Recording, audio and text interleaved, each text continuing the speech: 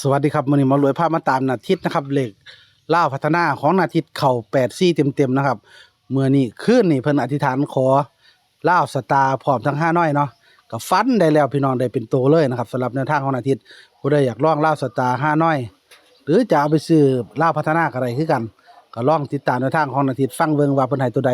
ไปติดตามรับชมรับฟังกันเลยครับ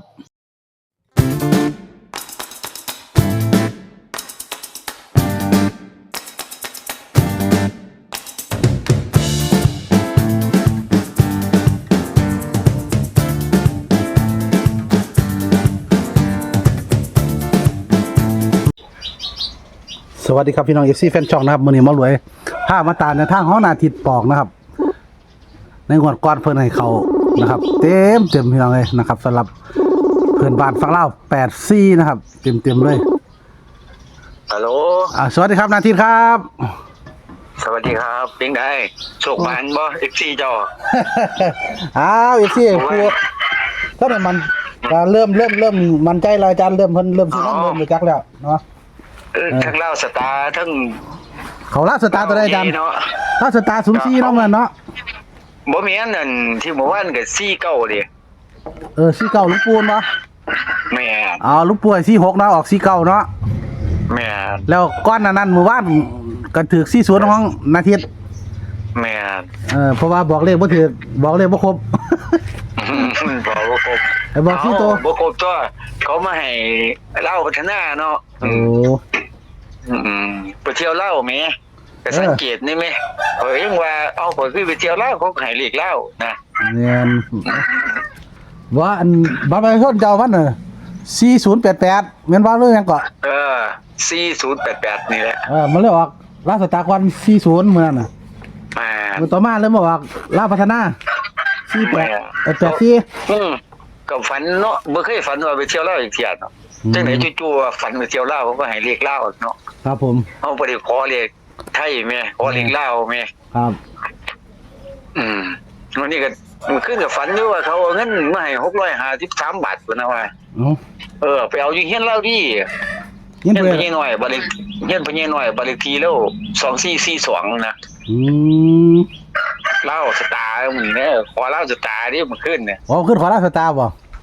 แม่นกับฮานอยลองเบิ่งเด้อกับฮานอยไปที่ฝากบอกอยู่ที่แม่นมันเคยไปทั้งฮานอยทั้งลาวเนาะแม่นคันเลขคนสิไปนำกันฟ้องพร้อมรถบ่ได้ขอลาวพัฒนาบ่เพิ่นได้ขอมันบ่ทันฮอดมือออกเนาะขอเป็นมือเอาดิ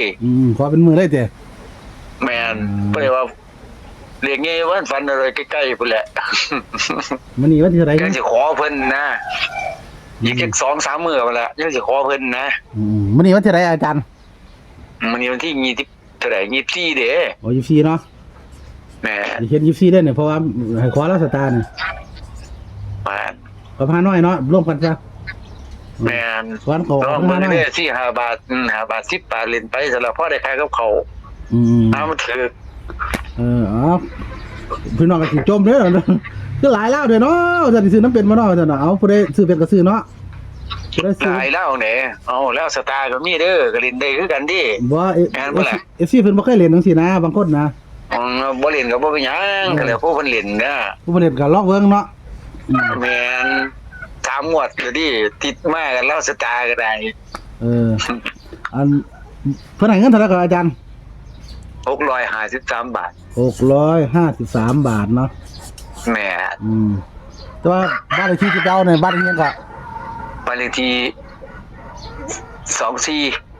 24ซื้อเนาะมีหมู่บ่เอางี้หมู่บ่ก็หมู่เก่านี่แหละบ้านเคียงนี่แหละหมู่เก่าเนาะแม่น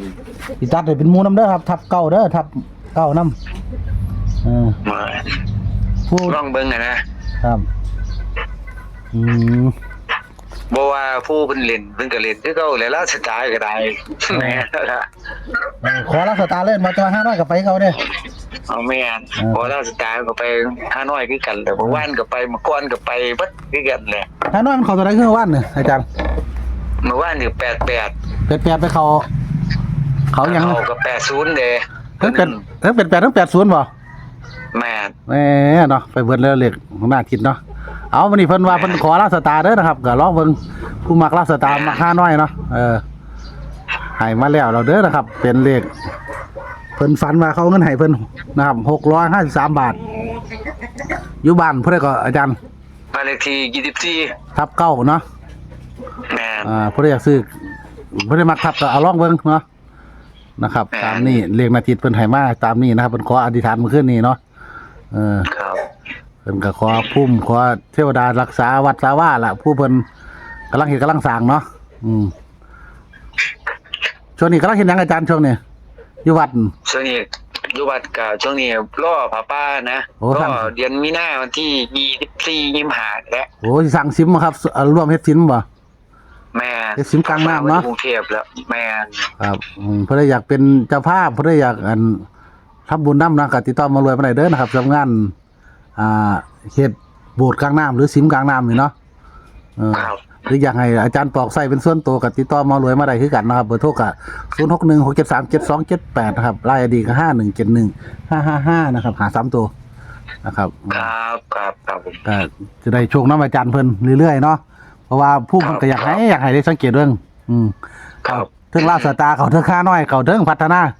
เดี๋ยวเด็กไทยใกล้ๆมืออาจารย์นี่ขอให้เรื่องจังได๋กับประมาณหลังแล้วสไตล์ออกกันหลังวันจันทร์เนาะจะสิขอไทยไว้บ่ เดี๋ยวจะไปขอจะไปขอเพิ่นให้ ครับขอไทยนำแน่เนาะพอจะได้หาลอตเตอรี่เด้อขอดีๆให้เป็นโตคือเขาโหลดจังบ่ได้ตียาก ครับ เอาบอกความฝันทีนึงนะครับอีกทีนึงนะจะเรียกความมั่นใจ ฝันว่าก็เจ้าไปเงี้ยนเพิ่นแล้วเพิ่นเอาเงินให้653 บาทเอ้าคือให้ซั่นนี่ให้ซั่นนี่แหละแล้วว่านะนี่ฝันนะ คนตายบ่ให้หรือคนเป็น คนเป็นนี่แหละบ้านเลขที่เรา24นะ อายุแล้วเท่าไหร่ให้จักว่าอายุเพิ่นไง บ่รู้ โอ้บ่รู้ แล้วเราก็สิ70ขึ้นไปแล้ว ก็ลองถามไปเด้ออาจารย์เด้อลองถามไปเนี่ยเพื่อหามีผู้ถามมามีผู้ส่งขอเข้ามาพวกเงินให้อายุเท่าใดสิก็จะได้ตอบให้เขาเจ้าให้นะได้เดี๋ยวสิถามเพิ่นให้ เพื่อความชัดแจ้งหามันร้อนนี่คือบ่บอกเบิดให้ก่อนแม่นบ่มันก็เป็นไปได้เด้เพราะว่าบางที่เพิ่นเอาให้หรืออายุอาจารย์เท่าไหร่อายุอาจารย์ข่อยบ่ตีนี่เหลือข่อยฟาดเลยนี่เขาเพิ่นให้เงินข่อยคือเอาเงินให้เอามาเลยเนาะบ่แล้วก็หาของผู้รับให้มันส่งน้ำของนำเหรอ